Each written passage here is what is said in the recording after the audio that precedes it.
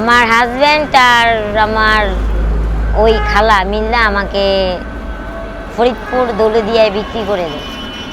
কত টাকা বিক্রি করেছিল? 90,000। 90,000 টাকায়? জি। তো তারপর ওইখান থেকে আপনি কিভাবে আসলেন কিভাবে? ওখান থেকে আমি আসছি, র্যাব, আর্মি, পুলিশ আমাকে উদ্ধার করছে। জীবনের প্রতিকূলতাকে হার মানিয়ে রিকশার হ্যান্ডেলে ফাতেমার সংগ্রামের গল্প।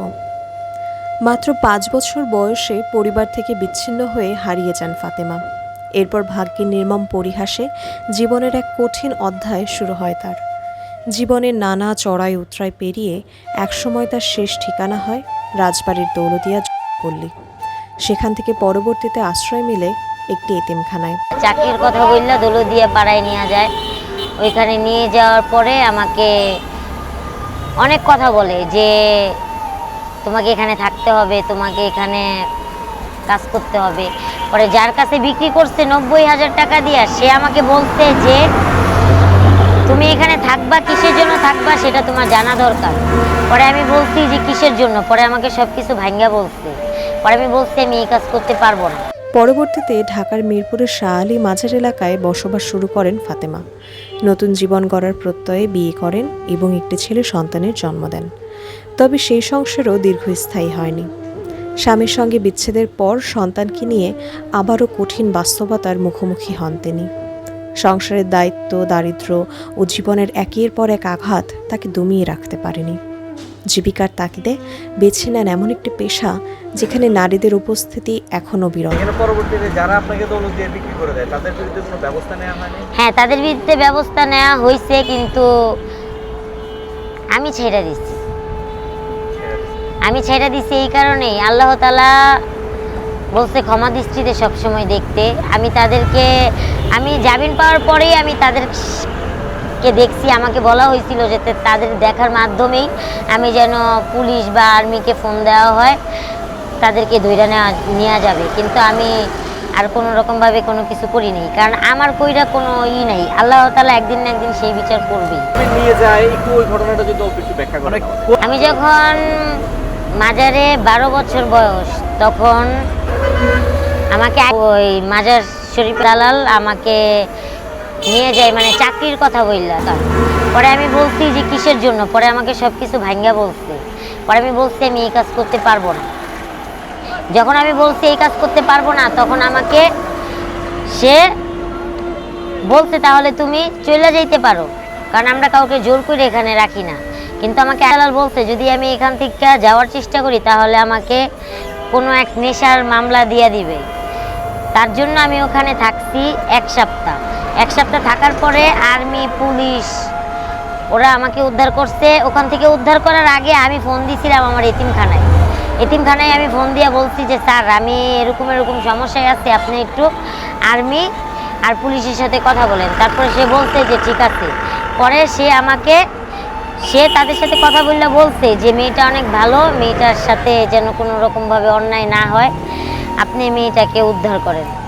তারপরে আমাকে ওখান থেকে নিয়ে ফরিদপুর সেফ কাস্টডিতে রাখা হয়েছে। ওইখানে মানে কাস্টডিতে এতদিন রাখলো কেন? প্রায় বললো যে 5 বছর। 5 বছর রাখছে আমার বাচ্চার জন্য। বাচ্চার জন্য এখানে আপনাকে সেফ কাস্টডিতে রাখা হয়েছে। জি। বাচ্চার এখন কত বছর? বাচ্চার এখন 9.5। বাচ্চাকে নিয়ে আপনার পরিকল্পনা কি? বাচ্চা কোথায় আছে? বাচ্চাকে নিয়ে আমার পরিকল্পনা অনেক দূর পর্যন্তই আছে, কিন্তু আপাতত এতিমখানায় আছে। এতিমখানায় আছে? জি। কি পড়াশোনা করে কি বানাতে চান? আমি বাচ্চাকে ডাক্তার বানাতে চাই। বর্তমানে ঢাকার বিভিন্ন সড়কে রিকশা চালিয়ে উপার্জন করছেন ফাতেমা। প্রতিদিন কঠোর পরিশ্রম করে নিজের ও সন্তানের জীবিকা নির্বাহ করছেন তিনি। একটা মেয়ে মানুষ হয়ে ঢাকার রাস্তায় আপনি রিকশা নিয়ে বের হয়েছেন, আপনি তো অন্য কাজও করতে পারতেন, তাই না?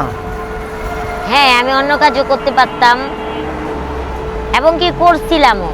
গার্মেন্টসে কাজ করছি, বাসা বাড়িতে কাজ করছি, সব জায়গায় আমি পরিস্থিতির শিকার হয়েছি। কি হয়েছে একটু বলেন তো। কত কিছু হয়। এই যে বাসা বাড়ি কাজ করলে আজকাল যেই বাসায় কাজ করা যায় সেই বাসার মালিক এই মহিলার দিকে নজর দেয়। তারপরে গার্মেন্টসে কাজ করলে মা বাপ তুল্লা, তারপরে গার্মেন্টসেরও প্রিন্সিপাল বা ম্যানেজার নজর দেয়। ঠিক আপনি কি আছে? এই ধরনের শিকার হয়েছেন, এই জি। প্রবলেম পড়ছেন?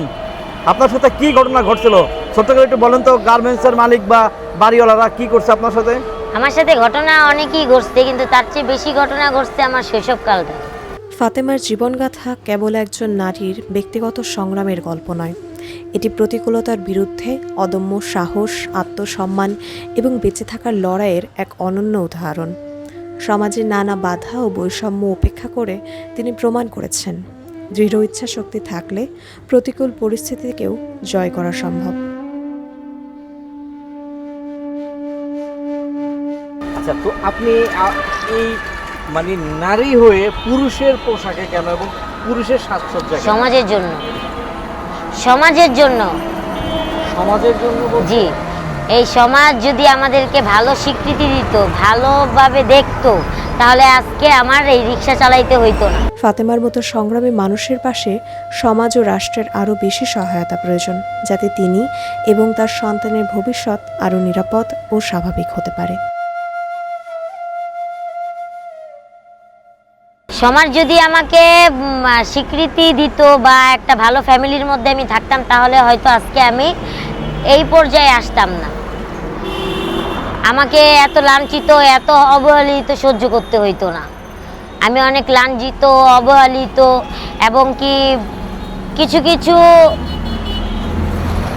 মানুষ রূপের শিকারও হয়েছি। 5.5 বছর বয়সে হারাইয়া যাই আমি। ছোটবেলায় যখন আমার মার কাছে ছিলাম 5.5 বছরে, আমার মা আমাকে কাজে দিয়ে দেয়, ওখান থেকে আমি পলায়ে আসি। তারপরে আমি এতিমখানায় থাকি। এতিমখানায় থেকে কিছু লেখাপড়া করি। ওখান থেকেও আমি চলে আসি আমার রাগের কারণে। আইসা মিরপুর 1 নম্বর মাজারে থাকি। মিরপুর মাজারে যখন থাকি, তখন আয়শা নামের একটা মহিলা আমাকে বিয়ে দেয়। আয়শা নামের একটা মহিলা আমাকে বিয়ে দেয়। এই বিয়ে করি, স্বামীর সাথে থাকি 1 বছর। স্বামীর সাথে 1 বছর থাকার পরে আমার গর্ভে সন্তান আসে। আমার হাজব্যান্ড আর আমার ওই খালা মিল্লা আমাকে ফরিদপুর দৌলতদিয়ায় বিক্রি করে দেয়। কত টাকা বিক্রি করেছিল? 90,000। 90,000 টাকায়? জি। তো তারপর ওইখান থেকে আপনি কিভাবে আসলেন, কিভাবে? ওখান থেকে আমি আসছি, র্যাব, আর্মি, পুলিশ আমাকে উদ্ধার করছে। র্যাব, আর্মি, পুলিশ আমাকে উদ্ধার করার পরে আমাকে ফরিদপুর কাস্টডিতে নেওয়া হয়।